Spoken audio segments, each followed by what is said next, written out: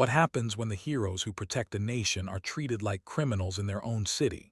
Two black Navy SEALs return home from missions overseas, only to be profiled, humiliated, and chained by racist cops who believe power is stronger than truth. But inside a packed courtroom, the balance shifts when an unexpected figure walks through the doors, and the lies that once looked untouchable begin to crumble. Could justice finally outweigh arrogance? The sound of the gavel strikes, echoing like thunder, and the story begins. The night air over Atlanta carried the weight of something unspoken. A black man named David Carter, broad-shouldered, early 30s, walked out of a diner with his close friend Jasmine Lee. To anyone passing by, they looked like just two coworkers sharing a late meal. But David's posture carried the quiet discipline of a Navy SEAL, the kind earned not in classrooms but on foreign soil under hostile fire. Jasmine, her eyes sharp, her stride steady, was a decorated petty officer.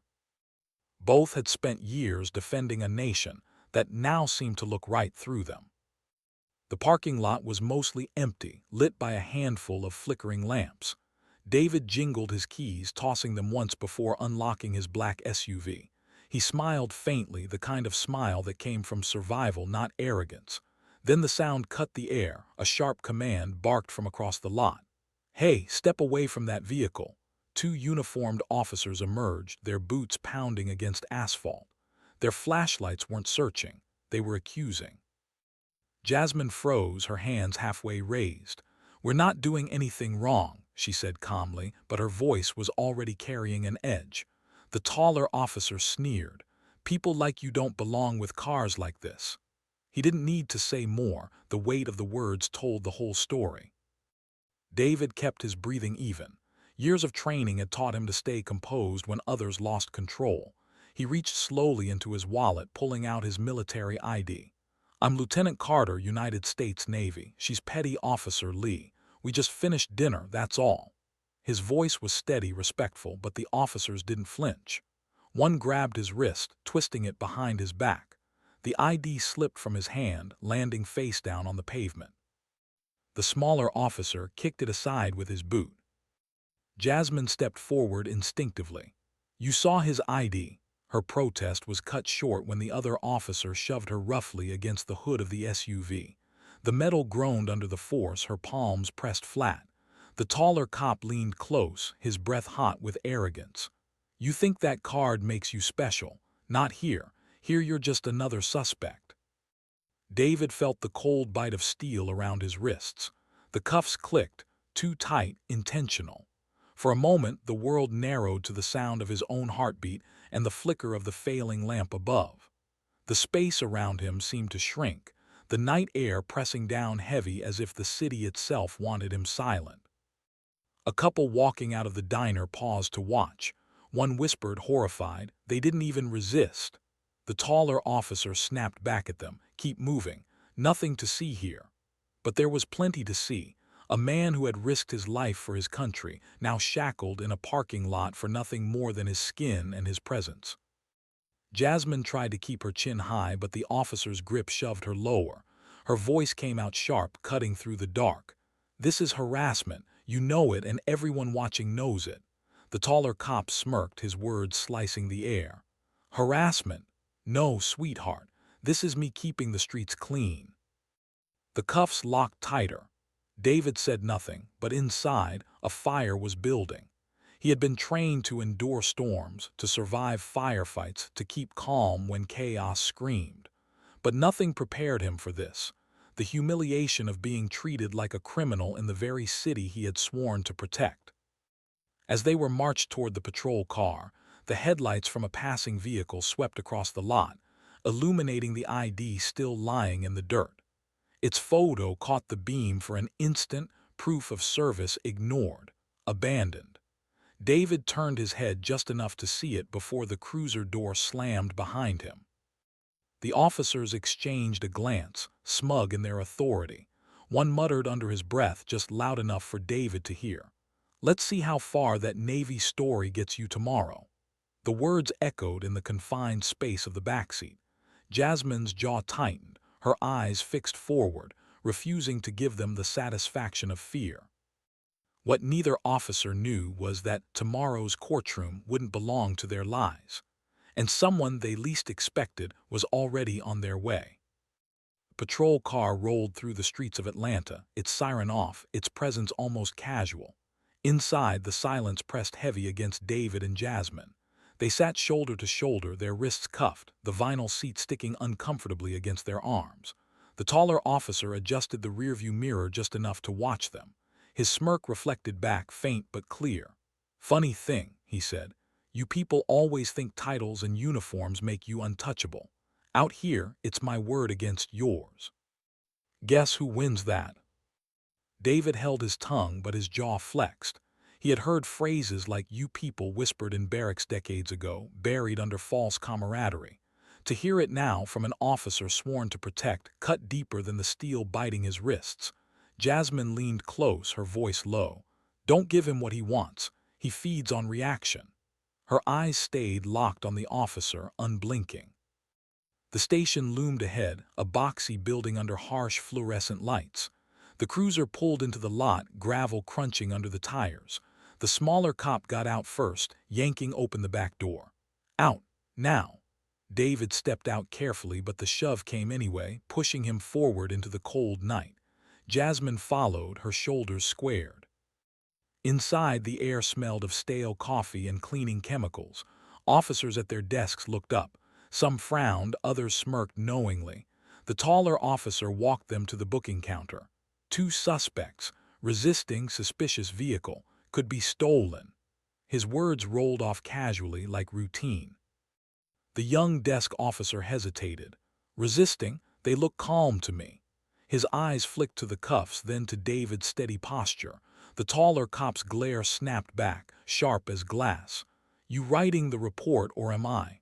The younger man shrank slightly, fingers returning to his keyboard. Jasmine couldn't stay silent.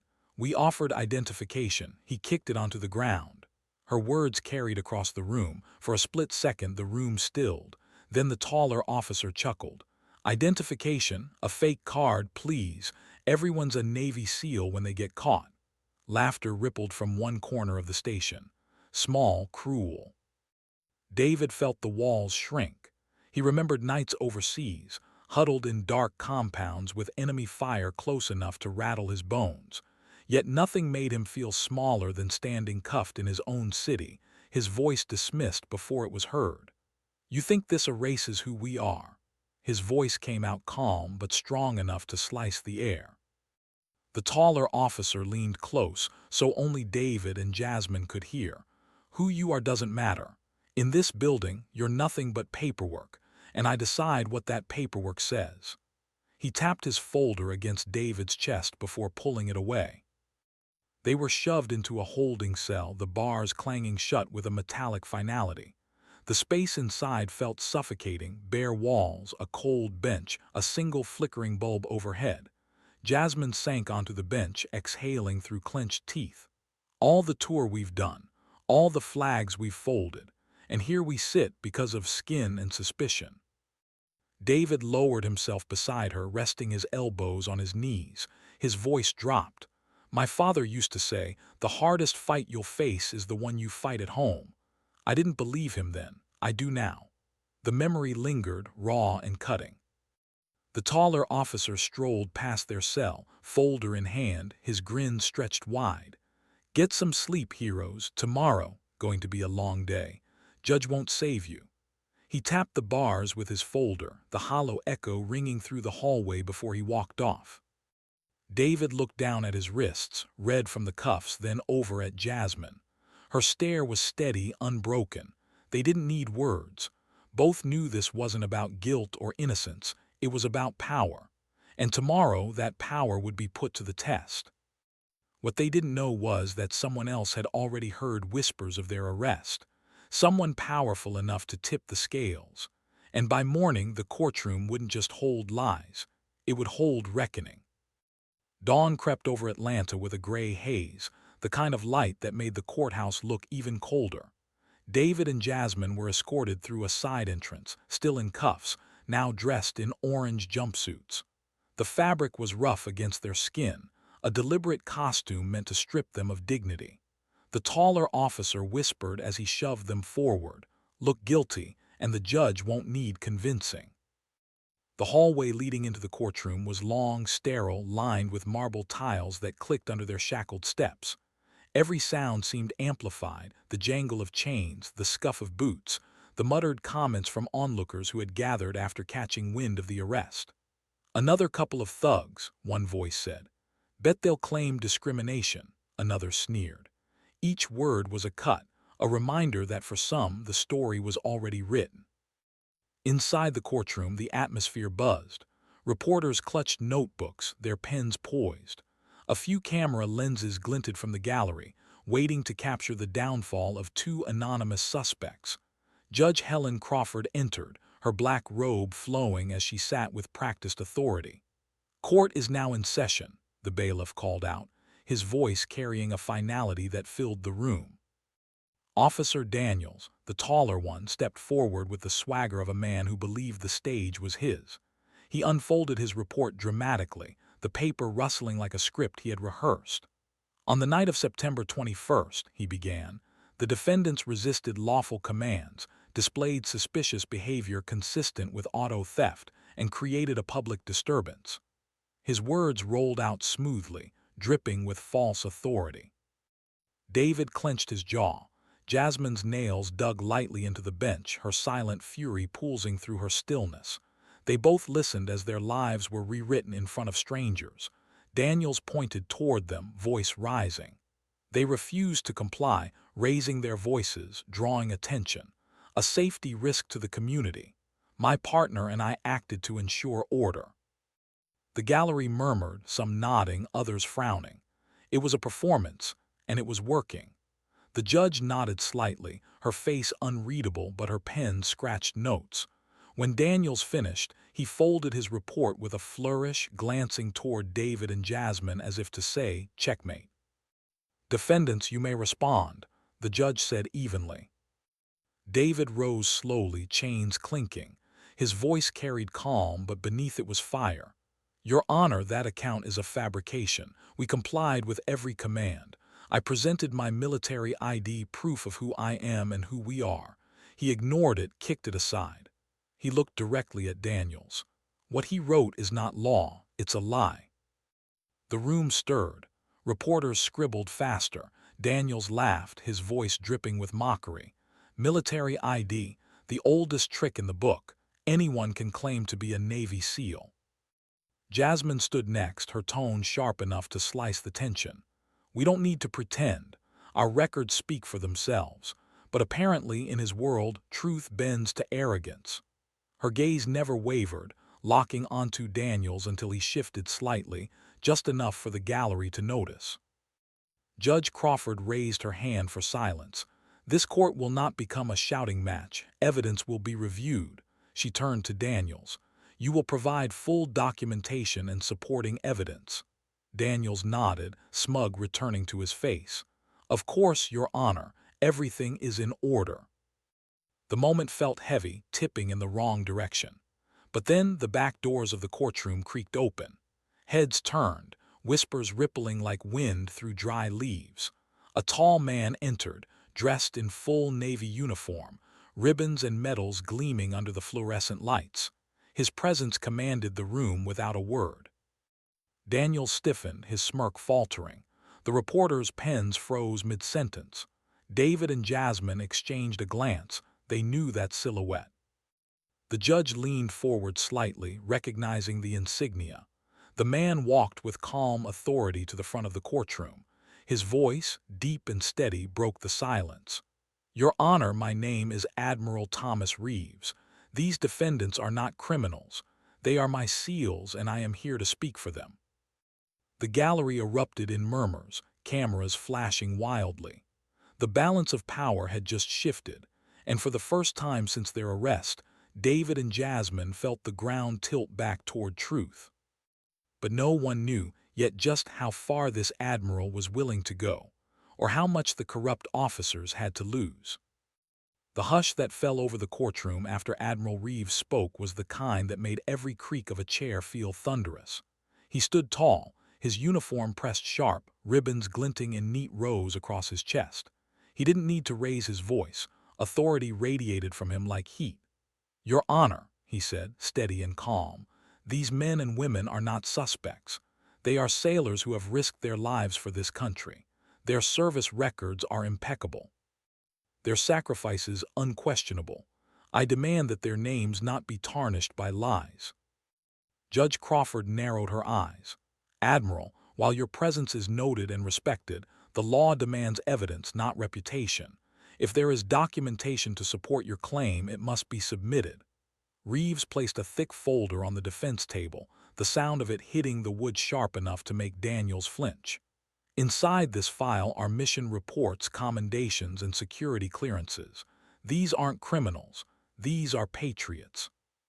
Daniels forced a smirk, trying to reclaim ground. "With all due respect, military service doesn't exempt anyone from accountability. Out there, they might be somebody. In here, they're just suspects." His words carried venom, calculated to sting. Then he leaned closer to the microphone. "And let's not pretend their skin color doesn't play into how the community views them. People like that in cars like those, at restaurants like that, it raises suspicion." The words landed like gunfire. Gasps spread through the gallery. A reporter dropped her pen. Jasmine's lips parted, but no words came at first, just the raw weight of hearing prejudice spoken aloud in a courtroom, dressed as justification. David rose, his chains rattling, his voice like steel. "You dare use our skin as a crime. You dare call suspicion what is nothing more than your own bias." His gaze locked onto Daniels, unblinking. "We didn't resist. We didn't break laws. What we did was exist, and you turned that into a crime." Judge Crawford pounded her gavel. "Enough. This is a court of law. Officer Daniels, you will watch your words. This court will not entertain prejudice as evidence." But the damage was done. The gallery buzzed with outrage. Reporters scribbled furiously, some shaking their heads, others whispering about the explosive headline they'd just been handed. Admiral Reeves leaned forward slightly, his voice measured but cutting. "What this officer just admitted to is not suspicion, it's profiling. It's the rot that eats away at trust between the people and those sworn to protect them. And I won't stand by while men and women under my command are degraded because of skin and lies." For a moment Daniels faltered, his smirk cracking, but he quickly straightened. "Words, that's all you have. My report is what matters, and it paints a very different picture." The judge shifted her attention to the bailiff. "Contact Delaney's diner. I want the security footage from last night, immediately." The order rang through the room like a crack of lightning. Daniels' jaw tightened. Sweat traced along his temple. David and Jasmine exchanged a glance small, but filled with silent hope. Admiral Reeves stood unflinching, his gaze steady on the officers who had built their case on arrogance. The storm was gathering, and the cracks in their lies had begun to show. As the gallery murmured, the judge called for a recess. Reporters rushed from their seats, phones in hand, eager to break the story. David sank back into his chair, his cuffs biting his wrists, but for the first time his chest rose with something other than frustration. Jasmine leaned toward him, her whisper sharp. "What would you do if this happened to you?" The question wasn't just for him. It was for every viewer listening, every person who'd ever felt suspicion draped on them like chains. And the silence that followed was its own kind of answer, waiting to be filled. Because the truth was on its way, carried not just by files or uniforms, but by the eyes of the people who had just witnessed corruption laid bare. And when that footage arrived, there would be no hiding. The courtroom reconvened after recess, the hum of anticipation thick in the air. Reporters had returned with cameras at the ready, every lens hungry for the moment when truth would either break through or be buried. David and Jasmine sat stiffly at the defense table, the weight of the orange jumpsuits pressing harder than any combat gear they had ever worn. Their hands, still cuffed, rested on the table, but their eyes were steady. They had faced hostile fire, and now they faced hostile lies. The bailiff entered carrying a small laptop, a flash drive in hand. "Your Honor," he said, "security footage from Delaney's diner as requested." Judge Crawford gestured sharply. "Load it." The screen mounted on the wall flickered to life. The room went silent, every breath caught as the grainy video began. There they were, David and Jasmine, walking out of the diner, laughing lightly, keys in hand. Then came the officers, Daniels already with his hand on his holster, his posture more aggressive than protective. The footage showed David holding up his wallet, reaching carefully. The push came hard, shoving him against the SUV. Jasmine raised her hands, clearly compliant, before being grabbed and cuffed. No resistance, no aggression, just compliance met with force. Gasps cut through the room. A reporter muttered, "My God." Judge Crawford's face hardened as she leaned forward, studying every frame. "Officer Daniels," she said, her voice razor-sharp, "this footage contradicts nearly every line of your report. Explain yourself." Daniels swallowed, his composure slipping. "The video, it doesn't capture the full picture. Their tone, their attitude, it was threatening." His words wavered, unconvincing. Admiral Reeves stepped forward, his presence filling the silence. "Threatening? You call raised hands threatening? You call offering ID threatening? This footage exposes the lie, Your Honor, and lies in uniform are poison." David's voice cut in, calm but steady, echoing across the room. "Last night I was treated like a criminal for existing. My ID was ignored, my service erased, and my dignity stripped. If this can happen to us, in uniform or out, imagine what happens to those without someone to speak for them." The gallery murmured, nods rippling through the crowd. The footage had done more than prove innocence. It had revealed a sickness. Jasmine leaned forward, her voice sharp. "We served overseas to defend rights that we were denied in our own city. That is the weight of this moment." Judge Crawford's gavel slammed once. "Enough." She stared at Daniels, whose face had turned pale, sweat sliding down his temple. "This court will not tolerate false reporting. Officer Daniels, you are to be held pending investigation." The bailiff moved swiftly, snapping cuffs onto the wrists of the very man who had relished doing the same only hours before. His protest was loud, desperate. "You don't understand. I was protecting this city. They looked suspicious. Anyone would have thought the same." But his voice only made the scene uglier. Reporters scribbled furiously, cameras flashed, and murmurs of outrage filled the room. The sound of his cuffs locking was the same sound David and Jasmine had endured the night before, but now it carried a different weight. Justice was finally tilting. As Daniels was dragged from the courtroom, his smirk gone and his eyes wide with panic, David exhaled. The air felt lighter, though the fight wasn't over. Jasmine touched her shoulder lightly, the smallest gesture of resilience. They weren't vindicated yet, but the tide had turned. Judge Crawford cleared her throat, her tone firm. "This court will continue reviewing the evidence, but let today serve as a reminder. Badges do not grant the right to twist truth. This room is for justice, not prejudice." The gallery erupted in applause before the gavel silenced them again. David and Jasmine sat taller, their dignity returning piece by piece. For the first time since their arrest, hope didn't feel fragile. It felt real. And to the viewers watching this story unfold, the moment begged for a voice. If you were here, would you cheer for justice? Would you demand accountability? Leave your thoughts below and don't forget to subscribe, because stories like this need to be told. The courthouse corridors buzzed with energy after Officer Daniels was dragged out, but the storm was far from over. David and Jasmine were returned to the defense table, their chains still clinking with each movement. The orange fabric of their jumpsuits itched, but the humiliation weighed heavier. They had won a battle, but the war of perception remained. Reporters whispered furiously, already shaping headlines that would frame this moment as more than one corrupt officer. It was becoming a story of a system under fire. Judge Crawford leaned forward, her eyes sharp. While Officer Daniels faces his consequences, the charges against the defendant still stand until all evidence is weighed. The prosecution may call its next witness. The words hit like a cold wind. It wasn't over. Another figure rose from the gallery, Captain Briggs, a police supervisor, his badge gleaming. He adjusted his uniform as he strode to the stand. His posture carried authority, his tone rehearsed. "Your Honor," Briggs began, "Officer Daniels was my subordinate. While I do not condone falsifying reports, these defendants were not innocent angels.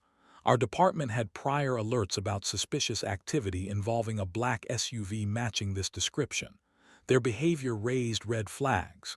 His gaze shifted to David and Jasmine, his lip curling ever so slightly. "Profiles exist for a reason. Certain types draw trouble." The words slithered through the courtroom, leaving a chill in their wake. Jasmine's breath hitched, her hands curling into fists beneath the table. David stared hard at Briggs, his jaw tightening. The Admiral's eyes narrowed, fury controlled but simmering. Judge Crawford's gavel cracked against wood. "Captain Briggs, this court will not tolerate coded language used to excuse prejudice. Provide evidence, not insinuations." Briggs smirked faintly, unfazed. "Evidence, Your Honor. We have police logs documenting vehicles like theirs involved in narcotics activity. Do you expect us to ignore patterns because of sensitivities?" His pause, deliberate, made the courtroom bristle. Admiral Reeves rose, his voice booming without needing volume. "You call it a pattern, I call it a script. Black skin plus a nice car equals suspicion. That's not policing, that's profiling." His words hung heavy, every syllable hitting like a hammer. "And I won't watch while men and women who bleed for this country are reduced to stereotypes." David stood, chains clattering, and spoke with quiet power. "Captain, last year I was in Syria, pulling a fellow American out of a collapsed building under fire. Jasmine was with me when we carried 2 Marines to safety. Funny, none of those men asked the color of our skin before we risked our lives for them." The gallery stirred, the humanity of his words cutting deeper than any legal argument. Briggs shifted uncomfortably but forced his composure. "That may be, but character overseas doesn't erase behavior here." His smirk returned, but it was thinner now, stretched too tight. Jasmine's voice rang out sharp. "Behavior, the footage showed compliance. The ID was ignored. The report was fabricated. What behavior are you clinging to, Captain? The behavior of breathing while black?" The gallery erupted with gasps, then murmurs of agreement. Reporters scribbled faster, the sound of ink scratching paper echoing through the room like distant rain. Judge Crawford raised her hand, silencing the crowd. Her gaze bore into Briggs. "If you have tangible evidence, present it. If not, your testimony borders on prejudice masquerading as protocol." Briggs hesitated, a flicker of doubt crossing his face for the first time. His silence was louder than his earlier arrogance. David leaned back slowly, his eyes steady. "Funny thing about silence, Captain. Sometimes it says more than words ever could." The Admiral's presence loomed beside them, unyielding. Jasmine sat straighter, her voice low but fierce. "We've fought battles with bullets and fire, but this is the battle that scars deepest." The judge ordered another recess. The gavel's crack reverberated, signaling both pause and tension. As David and Jasmine were led out, their cuffs rattling, the weight of injustice still pressed heavy.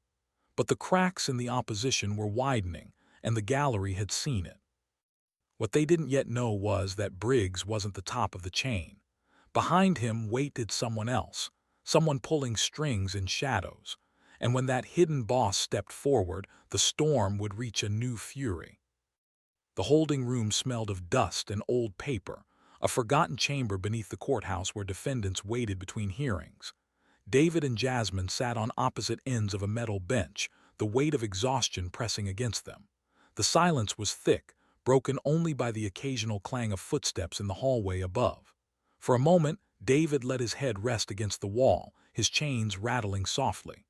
"Overseas," he said quietly, "I've been pinned down in firefights where death was seconds away." but nothing feels heavier than being caged in your own country. Jasmine nodded, her gaze fixed on the scuffed floor. They see our skin before they see our service. That's the battlefield here, perception. Her words carried no anger, only the kind of steady truth born from too many disappointments. The door creaked open. A bailiff stepped in, expression unreadable. Court will resume in 5, and there's someone else here to testify. His tone suggested weight, something more than routine. Back in the courtroom, the gallery buzzed with speculation. Reporters leaned forward, hungry for the next twist. Judge Crawford returned, her robe flowing, her presence a signal that the storm was far from finished. "The court will hear its next witness," she announced.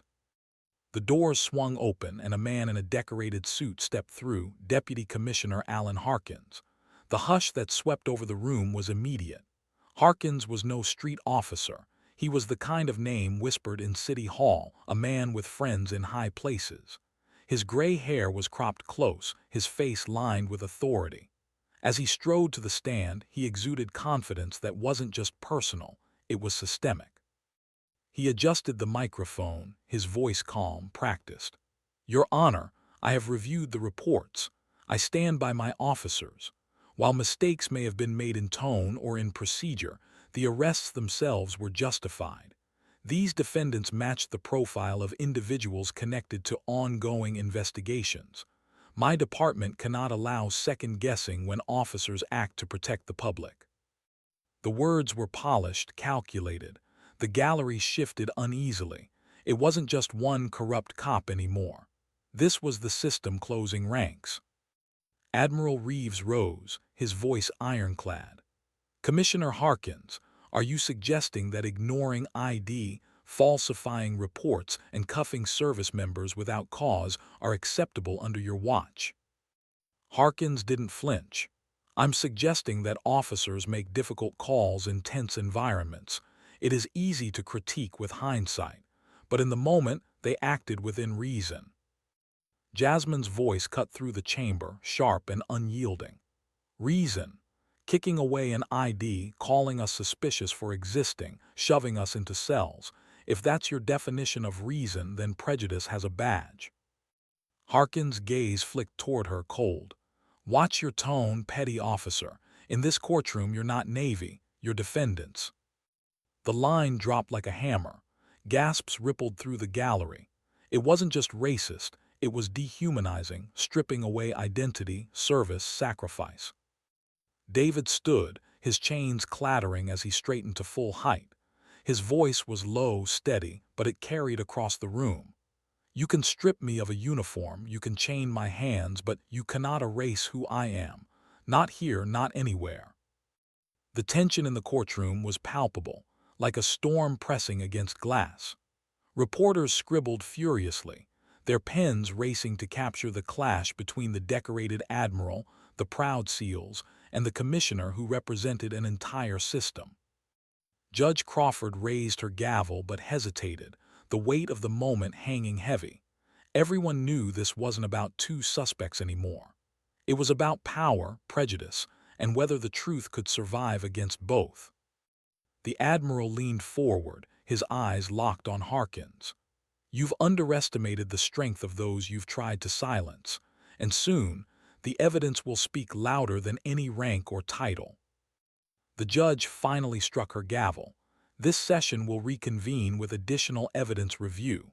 The sound echoed, but it couldn't silence the storm brewing.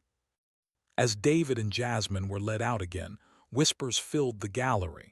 The hidden boss had revealed himself, and the battle was no longer against one man. It was against the machine behind him. But every machine has a weakness, and the cracks were already starting to show. The hallway outside the courtroom was alive with chaos. Reporters shouted questions, their cameras flashing like strobe lights, each trying to capture the faces of David and Jasmine as they were escorted past. Some voices dripped sympathy. "Do you feel betrayed by the system you served?" Others sharpened with cynicism. "Are you just playing the race card?" The barrage was suffocating, but David kept his eyes forward, jaw locked. While Jasmine raised her chin, refusing to shrink under the weight of their words. Inside the defense waiting room, Admiral Reeves paced slowly, his hands clasped behind his back. His voice carried the quiet fury of a man who had commanded in war but found himself enraged by injustice at home. "Harkins isn't just protecting his officers," Reeves said. "He's protecting the culture that allows them to act with impunity, and if the system won't expose him, I will." David leaned forward on the table, his wrists still marked from the cuffs. "Sir, we're not the first. We won't be the last. If this ends with just us walking free, nothing changes." His voice was calm, but it trembled at the edges with truth. Jasmine nodded firmly. "This isn't about two SEALs. This is about every black man or woman who gets profiled, arrested, humiliated, without someone like you walking through the door." The Admiral stopped packing. His gaze softened, but his voice was resolute. "Then we fight bigger. We fight for more than vindication. We fight for accountability." He placed a hand on David's shoulder, then Jasmine's. "But that means when the next recess ends, the world hears your voices. Not mine alone. Yours." Minutes later, the three re-entered the courtroom. The gallery buzzed with anticipation. Harkins sat tall at the stand, his confidence returning, his smile practiced for cameras. Judge Crawford adjusted her glasses. "We will resume. Admiral Reeves, do you wish to proceed with cross-examination?" Reeves shook his head slightly and gestured toward David. Chains rattled as David rose. His eyes locked on Harkins, his voice steady but piercing. "Commissioner, you said profiles exist for a reason. Let me ask you, what profile do you fit me into when I dragged two Marines out of a burning compound under fire? When Jasmine saved her team in Afghanistan by refusing to panic? Did we fit your profile then?" The gallery stirred, murmurs rising. Harkins smirked faintly, deflecting. "War stories don't excuse disruptive behavior at home." Jasmine rose next, her words sharp enough to cut through his veneer. "Disruptive. Raising my hands in compliance is disruptive. Offering ID is disruptive. The only thing that was disruptive, Commissioner, was your officer's prejudice." The tension snapped like a drawn wire. Gasps rippled through the crowd. Reporters scribbled frantically. Judge Crawford struck her gavel but allowed the words to linger in the air. Harkins leaned back, voice dripping with disdain. "You think because you wear a uniform abroad you're untouchable here. The law doesn't bend to metals or skin color." Admiral Reeves's voice cracked like thunder. "No, Commissioner, the law bends to truth, and right now it is bending away from you." His gaze bore into Harkins, unflinching. The judge called another recess to allow the prosecution time to gather evidence.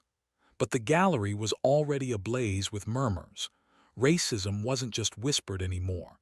It had been spoken aloud, recorded, and heard by every ear in that chamber. As David and Jasmine were led out once more, Jasmine glanced toward the reporters. For the first time, she didn't see only skepticism in their eyes.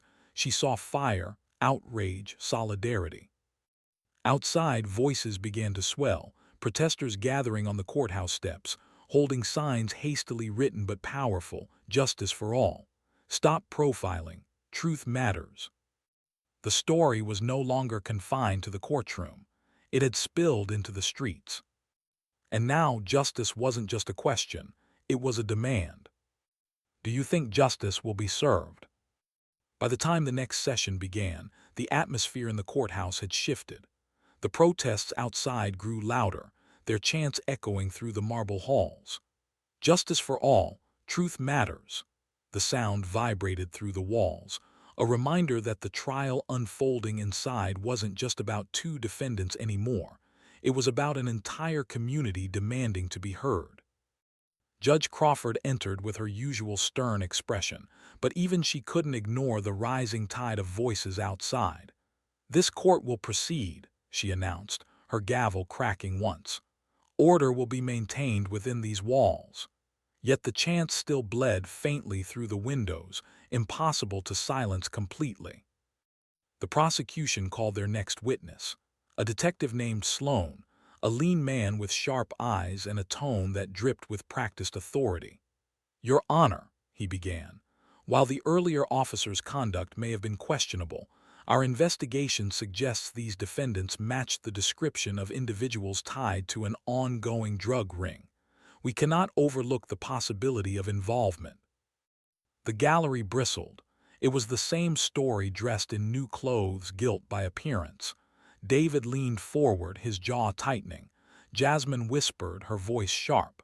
"They can't prove anything, so they paint us as suspects anyway." Admiral Reeves stood, his voice steady but burning with controlled anger. "Detective Sloan, are you presenting actual evidence, or are you continuing the theater of assumption? Because I have before me sworn commendations of these sailors risking their lives for this country. Produce facts, or admit this is profiling repackaged." The judge nodded slightly. "Detective, please provide concrete evidence." Sloan shifted, flipping through his folder, but the papers inside were thin, unimpressive. "Reports, witness tips, correlations," he muttered. David rose slowly, his chains rattling, his presence commanding despite the jumpsuit. "Correlations," his voice carried across the chamber. "That's your word for suspicion dressed as truth. I've fought enemies who lied with bombs and propaganda, but I never thought I'd fight lies written in police ink." The gallery erupted in murmurs, and Judge Crawford had to pound her gavel twice. Jasmine stood beside him, her voice sharp and cutting. "You accuse without proof. You humiliate without cause, and you call that law, but law without truth is nothing but power unchecked."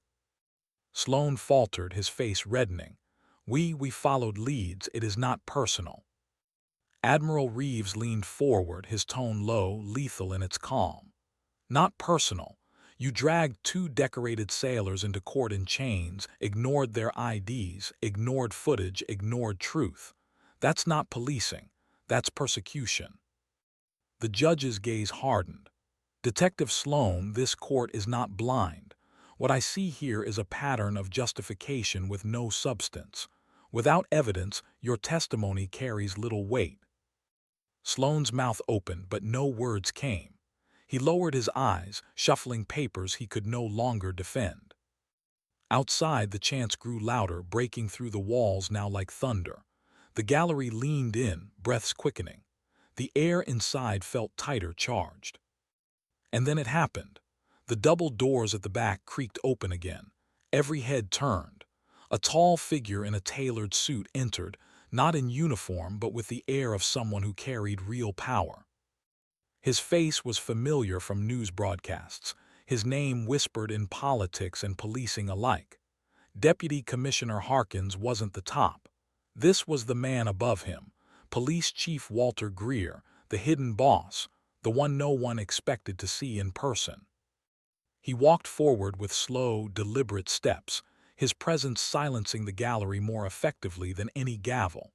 His eyes swept the room, lingering on David and Jasmine, then Admiral Reeves. For the first time, it felt as if the real storm had just entered the room. And whatever happened next would decide not just this case, but the trust of an entire city.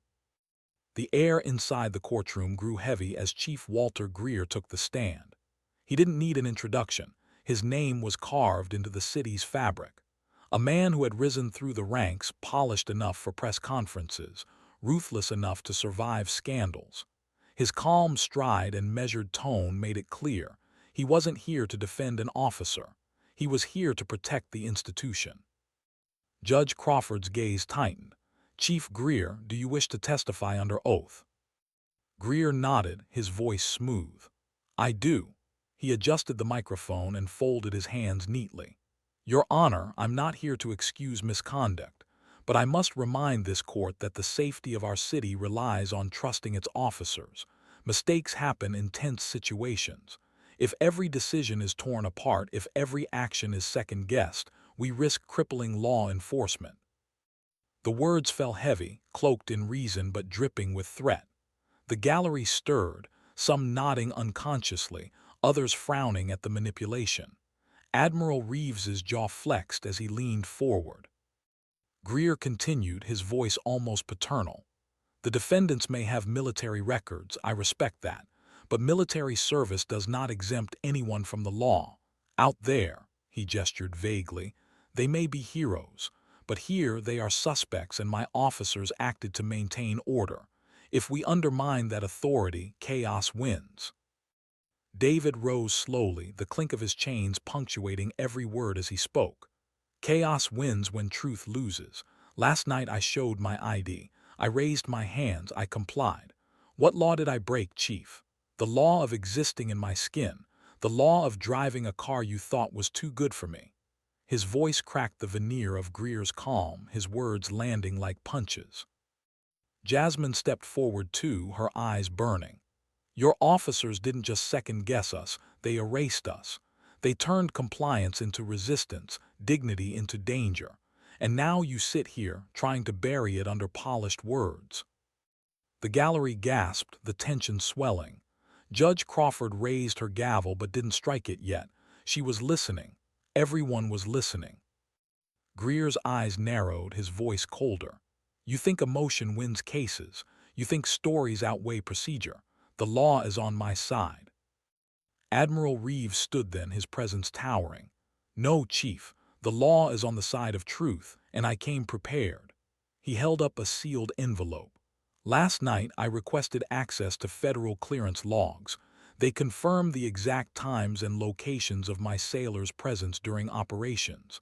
Their service is not a story, it's documented fact. Gasps rippled again as the envelope was handed to the judge. She opened it slowly, her eyes scanning the contents. Her face remained unreadable, but her silence spoke volumes. Greer shifted, his composure cracking for the first time. He tried to speak, but his words stumbled. Those records don't change what happened. They don't erase suspicion. Reeves's voice cut through, sharp as a blade. Suspicion is not evidence. Suspicion is not justice. And when suspicion is shaped by skin, it's not policing, it's prejudice. The gallery erupted, reporters scribbling so fast their pens scratched loud against paper.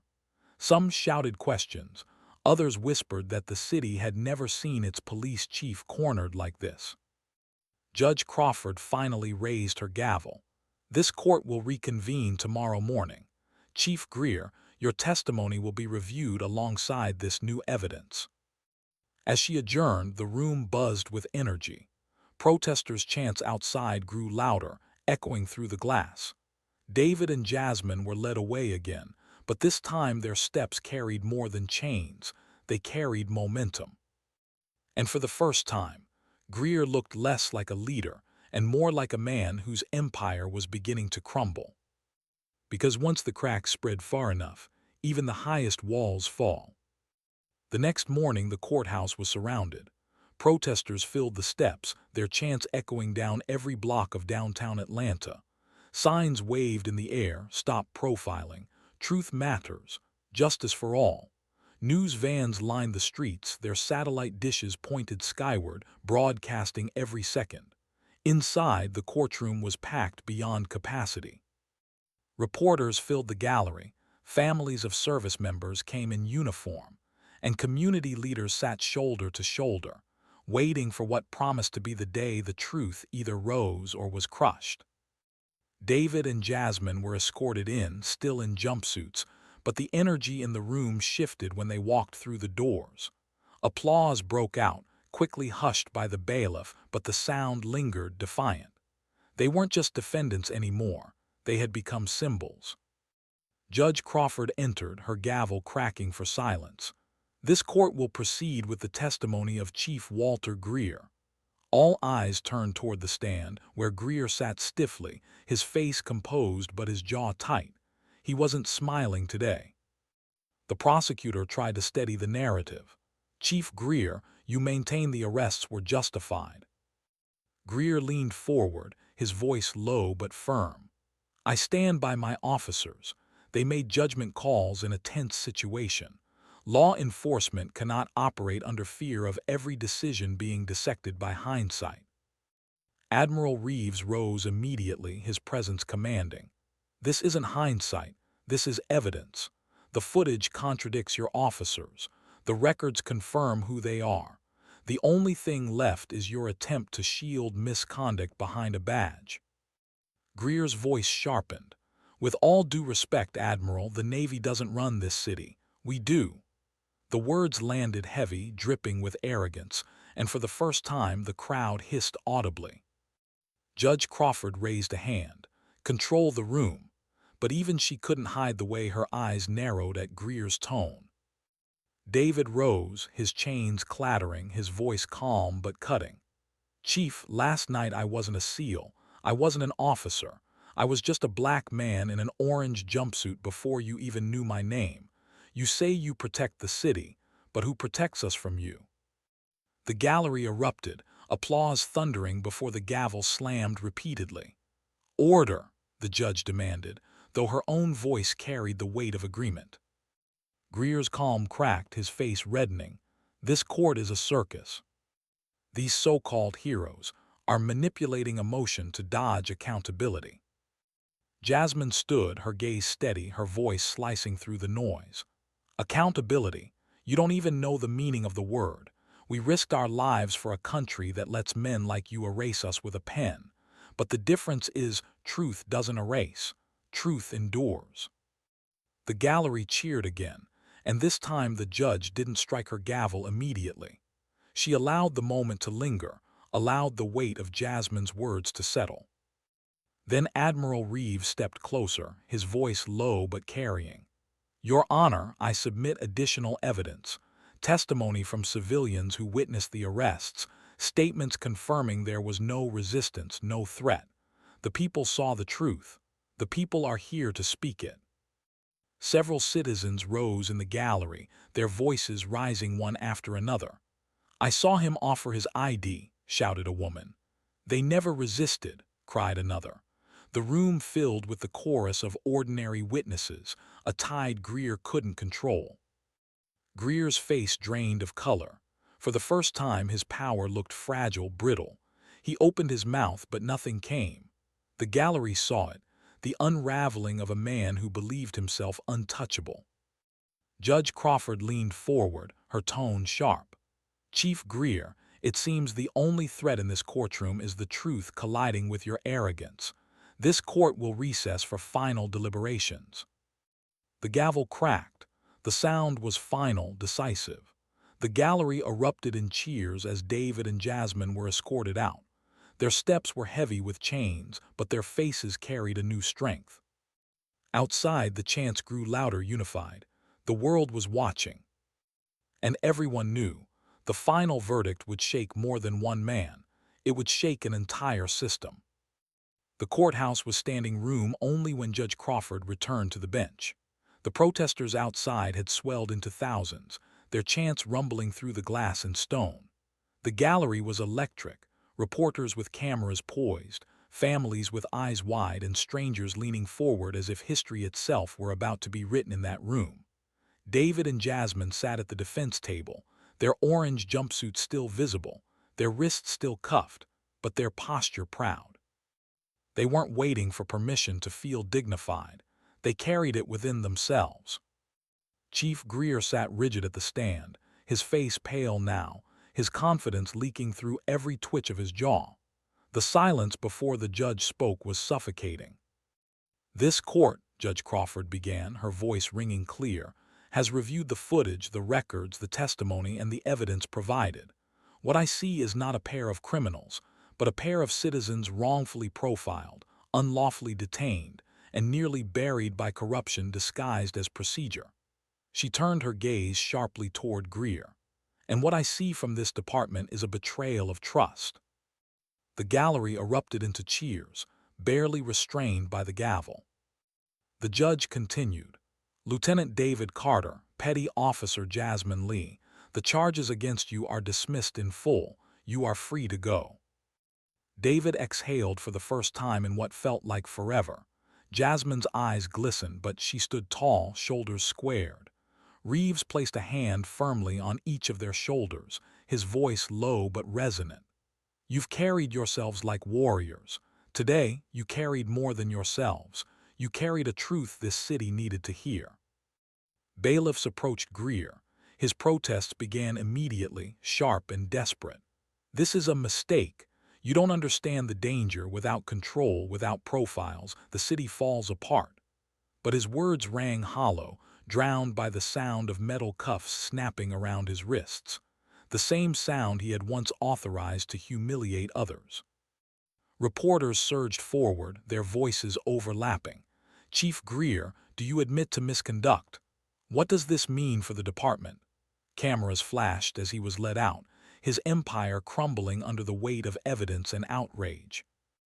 David and Jasmine stepped into the sunlight outside, greeted by a wall of cheers. Protesters raised their signs higher, chanting louder than ever. Microphones swarmed, but David raised his hand, and the crowd fell into silence. His voice carried strong, not just to those present but to millions watching through screens. "Last night I was treated as less than human. Today, truth stood up. But this victory isn't just ours.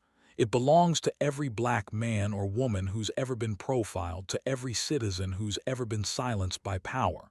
Justice isn't charity. It's a right. And if we have to fight for it, we will." Jasmine stepped beside him, her voice steady. "We wore the uniform overseas to defend freedom. But justice at home should never require a uniform. No one should need rank or ribbons to be treated with dignity. Justice should belong to all."